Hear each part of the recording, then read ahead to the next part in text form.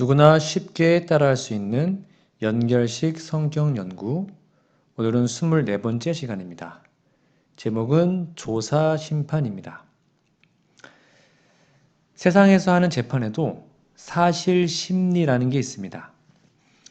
예수님이 대제사장으로 그 직무를 수행하시기 위해서 하늘 성소에서 봉사하시는데 그 봉사의 차례가 먼저는 성소 봉사고요. 그 다음은 지성소 봉사라는 것을 저희가 2300주야 공부할 때 이미 말씀드렸죠. 혹시 못 들으신 분들은 그 영상을 먼저 보시면 좋겠습니다. 이 지성소 봉사는 곧 심리하는 봉사입니다. 그러니까 판결을 발표하기 전에 그 사건의 진상을 살펴서 억울함이 없는 공평한 재판을 위해서 하는 것이죠. 예수님은 죄인들이 진정으로 회개한 여부를 최종적으로 조사합니다. 그래서 진정으로 회개한 죄는 그 흔적을 다 도말하십니다. 전혀 죄를 짓지 않았던 것과 똑같이 해주시는 거예요. 그리고 회개하지 않은 사람들의 죄는 그 죄만큼 결과를 받게 하는 것입니다. 그래서 판결을 발표하기 전에 이렇게 심리하는 것을 조사해야 되니까요. 조사 심판이라고 표현합니다. 판결을 발표할 때가 예수님께서 재림하실 때이기 때문에요. 왜냐하면 재림 때는 구원받을 자가 다 구분되니까요. 그 전에 살펴서 이것을 재림전 심판이라고도 합니다. 물론 이 심판에는 말세의 사람들이 바르게 깨달아야 할 진리를 밝히 선포하고 있는 것도 있습니다. 그래서 그것을 세상에 발표하고 사람들이 그 진리를 따라 바르게 신앙하도록 하십니다. 사람들이 이 바르게 발표된 진리를 따르든지 따르지 않든지 하는 일을 각자가 스스로 자기를 심판하게 하는 것도 조사심판에 포함됩니다. 이제 이 심판에 대해서 성경이 말하는 것을 간단히 공부해 보면 좋겠습니다. 첫 번째, 마태복음 16장 27절을 볼까요? 인자가 아버지의 영광으로 그 천사들과 함께 오리니 그때에 각 사람의 행한 대로 갚으리라. 이 말씀은 예수님께서 재림하실 때 각 사람의 행한 대로 갚으신다는 것을 분명히 가르칩니다. 그러므로 재림하시기 전에는요, 각 사람의 행위를 따라 갚으시는 일이 없어요. 그러니까요, 사람이 죽은 즉시 지옥이나 천국에 들어가는 것은 말이 안 됩니다. 성경이 그렇게 가르치고 있지 않아요. 재림하시기 전에 각 사람이 행한 것을 다 살피시고 그 분명한 사실에 의해서 누군가에게는 상을, 누군가에게는 벌을 주시죠. 이것이 너무나 분명한 말씀입니다. 잘 보셔야 됩니다. 인자가 아버지 영광으로 올 때, 즉 재림 때에 갚아준다고 말씀하십니다. 이어서 볼까요? 그 다음 성경절입니다. 계시록 20장 12절.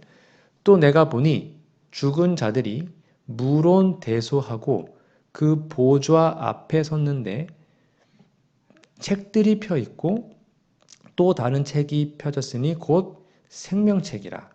죽은 자들이 자기 행위를 따라 책들에 기록된 대로 심판을 받으니. 이 말씀도 자기 행위를 따라 책들에 기록된 대로 심판을 받는다고 했습니다. 이것은 행위를 따라 책들에 기록한 것을 보면 재림 후에 집행되는 심판을 말씀하는 것을 알 수 있겠죠. 이걸 우리는 집행심판이라고 합니다. 그러니까 조사심판으로 그 사실을 다 확인합니다. 그 결과를 다 기록하죠. 그 다음에 예수님께서 재림하신 다음에 크고 흰 보좌에 앉으신 후 모든 죽은 자들을 둘째 부활로 불러냅니다. 그리고 책에 기록된 대로 심판의 결과를 집행하십니다. 그러므로 심판에는 두 단계가 있어요. 하나는 조사심판, 뒤에는 집행심판. 다음 말씀을 볼까요? 말라기 3장 16절.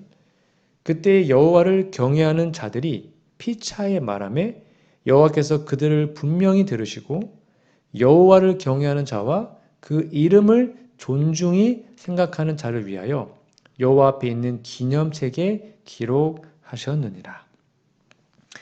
이 말씀 하나님께서 하나님을 경외하는 사람들의 언행을 하늘 기념책에 기록한다고 적고 있습니다. 이런 모든 기록들은 심판의 증거 자료들입니다. 그러므로 심판은 하나님이 하시지만 사실은 각 사람이 자기의 삶으로 스스로 심판하고 있는 거예요. 하나님은 그런 것들이 예수 그리스도의 복음을 믿음으로 그의 피로 용서를 받았는지 정결해졌는지를 살피시고 그 결과를 따라 그것을 각 사람에게 확인하게 하시는 일을 하십니다. 그것을 확인한 각 사람은 자기의 영원한 운명을 스스로 알게 되고요.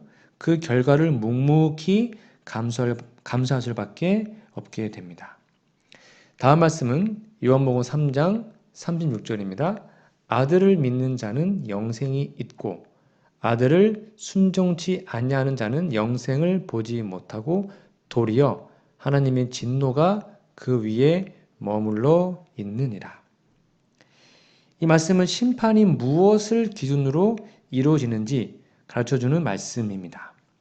예수를 믿느냐 믿지 않느냐 하는 것이 심판의 기준입니다. 그런데 예수님을 믿는 사람들은 하나님의 말씀을 전적으로 순종한 자라는 것을 지적합니다. 그래서 예수님을 믿는 것과 예수님을 순종하는 것은 전적으로 같은 겁니다. 결국 예수님을 순종한 여부가 심판의 기준이 되는 것입니다. 다시요. 예수님의 말씀에 순종하는 여부가 심판의 기준이 돼요. 다음 말씀 다니엘서 7장 9절 10절 볼까요? 내가 보았는데 왕자가 놓이고 옛적부터 항상 계신 이가 좌정하셨는데 그 옷은 희기가 눈 같고 그 머리털은 깨끗한 양의 털 같고 그 보좌는 불꽃이요 그 바퀴는 붙는 불이며 불이 강처럼 흘러 그 앞에서 나오며 그에게 수종하는 자는 천천히요 그 앞에 시위하는 자는 만만이며 심판을 베푸는데 책들이 펴 놓였더라. 이 광경은 하나님께서 심판 자리를 차려놓은 광경입니다. 거기에는 여러분 상상해 보세요. 천사들이 둘러서 있습니다. 그리고 책들이 펴 놓여 있습니다.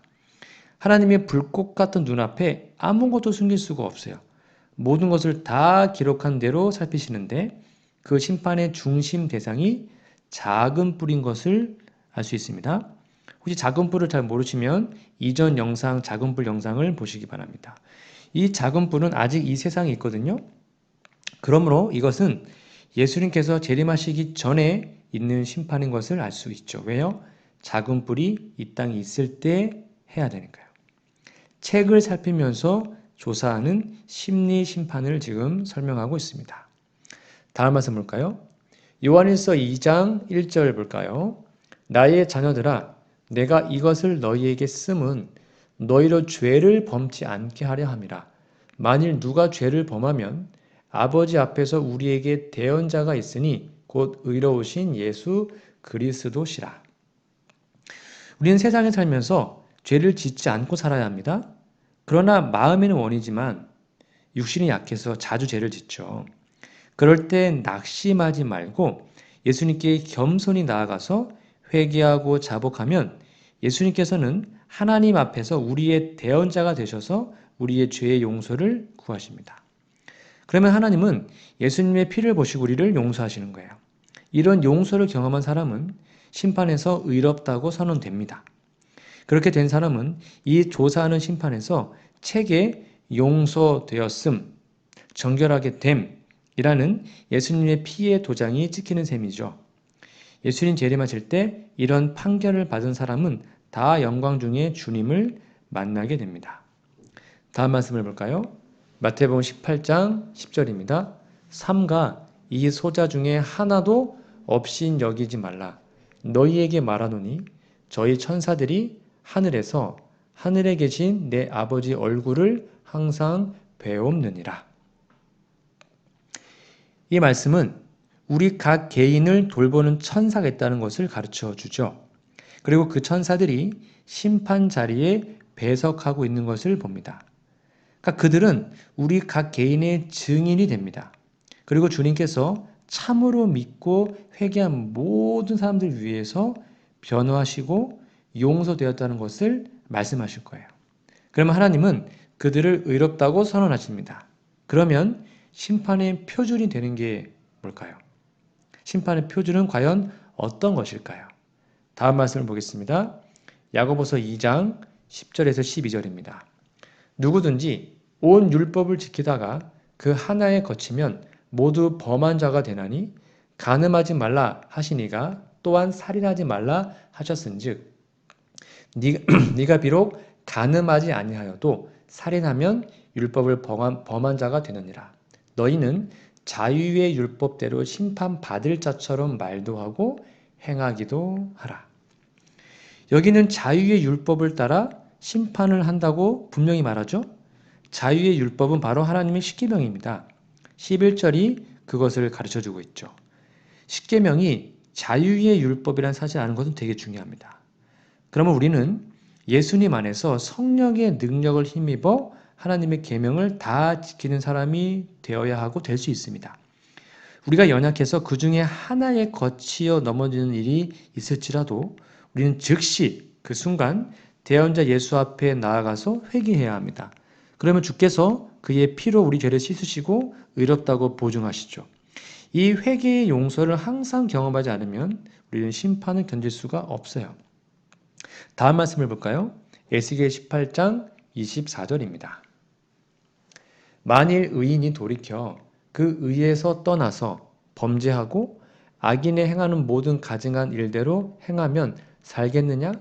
그 행한 의로운 일은 하나도 기억함이 되지 아니하리니 이는 그 범한 허물과 그 지은 죄로 인하여 죽으리라. 이 말씀은 회개하고 돌이키면 삶을 얻는다는 약속의 말씀입니다. 우리는 심판대 앞에 서 있는 사람들입니다. 그리고 심판장이신 하나님은 우리가 살게 되기를 원하시는 분이에요. 그러면 우리가 회개하면 우리의 모든 죄가 용서받는 것은 보증된 것입니다. 그러면 예수님 안에서 회개의 삶을 사는 한 우리는 심판을 인하여 기뻐해야 합니다. 그러나 우리가 죄를 범하고 회개하기를 원하지 않으면 이 심판은 우리의 영원한 운명을 멸망이라고 선언합니다. 그러면 우리는 참으로 회개한 삶을 살아야 하겠죠.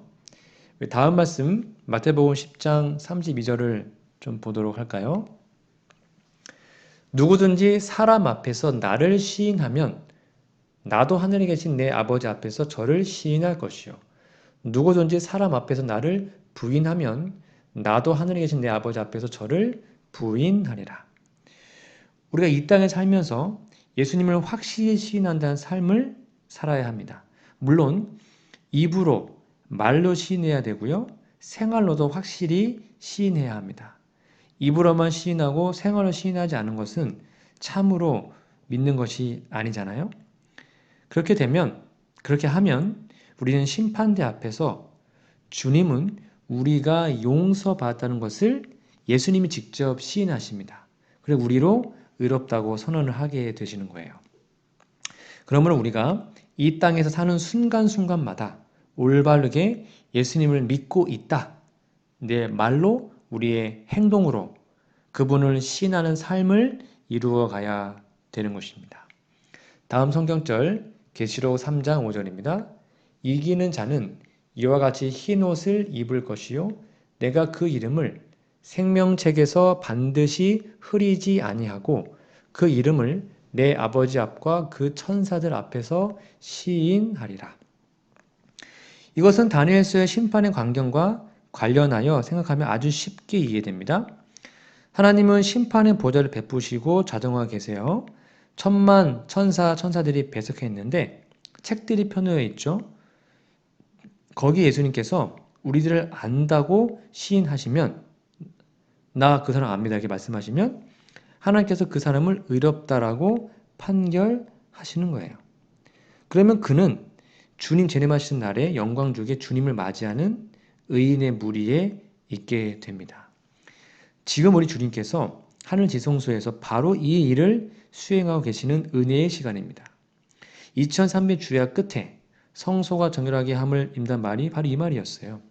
그래서 모든 사람들은 책에 기록된 그들의 자신의 행위에 따라 심판을 받고 또 하나님의 말씀이 오해와 오류로 더럽혀진 것을 심판으로 바르게 밝혀서 이것이 올바른 길이니 이 길로 가라고 우리가 선포하는 것입니다. 우리는 이렇게 밝혀진 진리를 따라 바르게 신앙생활을 해야 합니다. 그러면 우리는 하나님 하시는 그 심판이 나를 의롭다고 선고하는 심판이라는 것을 확신할 수 있습니다. 그러므로 심판의 소식은 즐겁고 복된 소식이 되는 거죠. 복음 중에 복음이 바로 심판의 기별입니다. 마지막 전도서 12장 13절 14절입니다. 일의 결국을 다 들었으니 하나님을 경외하고 그 명령을 지킬지어다. 이것이 사람의 본분이니라. 하나님은 모든 행위와 모든 은밀한 일을 선악간에 심판하시리라. 이 말씀은 이 세상에 사는 사람들이 하나님을 경외하고 하나님의 명령을 지킬 때 하나님이 선악간에 심판하시는 그 날에 의롭다는 판결을 받는다는 사실을 강조하고 있습니다. 지금은 2300주야가 지난 시기, 곧 예수님이 하늘 지성소에서 심판의 봉사를 하시는 기간인 것을 알고 바른 진리를 따라 하나님의 명령을 전적으로 순종하며 생활하시다가 주님 오시는 날 영광 중에 예수님을 맞이할 수 있도록 함께 준비하고 또 준비하는 우리 모두가 되기를 간절히 바랍니다. 근데 다음 주에는요, 제 6부입니다. 진리기회에 대해서 배울 건데요. 강신술에 대해서 함께 좀 공부해 보도록 하겠습니다. 다음 시간까지 영육간에 강건하시기를 기도드립니다. 감사합니다.